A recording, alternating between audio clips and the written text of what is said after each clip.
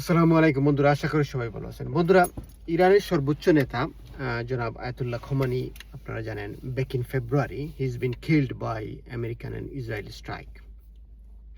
এবং তখন থেকে ওনার মরদেহকে বিশেষভাবে রাখা হয়েছিল বা সংরক্ষণ করা হয়েছিল। এবং এখন একটি যুদ্ধ নীরবতার মাধ্যমে তারা এই সময়টাকে বেছে নিয়েছে ওনার সেই অন্ত্যেষ্টিক্রিয়া বা শেষ বিদায়ের ব্যবস্থার জন্য।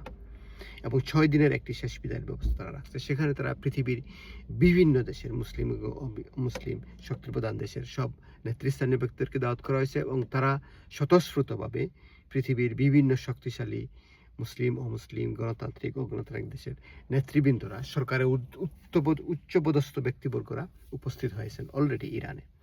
এবং ইরান প্রমাণ করতে পেরেছে যে তারা একা না।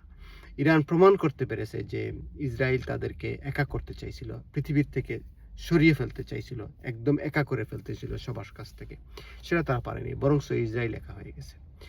ইরান আবারও প্রমাণ করতে পারছে যে তাদের দেশপ্রেম, তাদের শক্তি, তাদের শিক্ষাগত যোগ্যতা। হ্যাঁ বন্ধুরা, ইরানের রাজনৈতিক ব্যক্তিদের এবং অরাজনৈতিক ব্যক্তিদের প্রত্যেকটা লোক এতটা শিক্ষিত, এতটা উচ্চপদস্থ, উচ্চমানের শিক্ষায় শিক্ষিত যে আমেরিকার মতো একটি শক্তিশালী দেশ, ইসরায়েলের মতো শক্তিশালী দেশ তাদের সাথে পেরে উঠতে পারেনি কথাবার্তায়, প্ল্যানে, যুদ্ধে এবং প্রোগ্রাম, পরিকল্পনায়।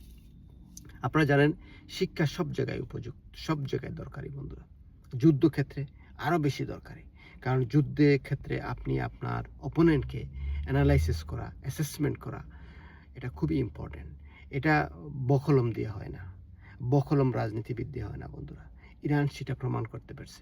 ইরানের রাজনৈতিক ব্যক্তির, সংসদের স্পিকার বলেন, এমপি বলেন, পার্লামেন্ট বলেন, প্রেসিডেন্ট বলেন, তার প্রত্যেকেই এক একজন শিক্ষিত মানুষ, পিএইচডি হোল্ডার, একাধিক পিএইচডি হোল্ডার বন্ধুরা। বিএসসি, এমএসসির তো অভাব নেই। তারা এতটা শিক্ষিত যে বলে শেষ করা যাবে না। এই জাতিটা এতটা শিক্ষিত পৃথিবী আগে জানতে পারেনি, বুঝতে পারেনি।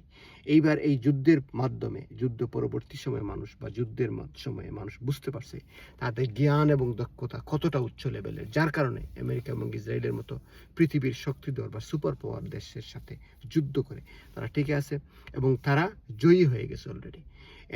ইরানের এই সর্বোচ্চ নেতার যে আপনার অনুষ্ঠান, এই অনুষ্ঠানে, শেষকৃত্য অনুষ্ঠানে পৃথিবীর সবচেয়ে বড় বড় দেশের, শক্তিশালী দেশের ব্যক্তিবর্গ, রাজনীতিবিদরা উপস্থিত হয়েছেন। এর মানে অনেক বড় বন্ধুরা।